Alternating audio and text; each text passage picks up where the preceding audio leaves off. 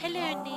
ఇదొచ్చేసి నా birthday outfit ఎలా design చేసుకున్నానో చూపిస్తున్నా. నేనైతే క్రష్డ్ ఫ్యాబ్రిక్‌లో ఇలా బాందిని డిజైన్ వస్తూ అండ్ అక్కడక్కడ సీక్వెన్స్ వర్క్ కూడా వస్తూ కిందంతా కూడా ఇలా పిచ్ వై design and with sequence work అయితే వచ్చింది. ఇది నేను 5 మీటర్స్ తీసుకున్నాను ఫ్యాబ్రిక్. ₹1000 పడింది. నేను ఎలా స్టిచ్ చేపించుకున్నానో చూద్దురు రండి.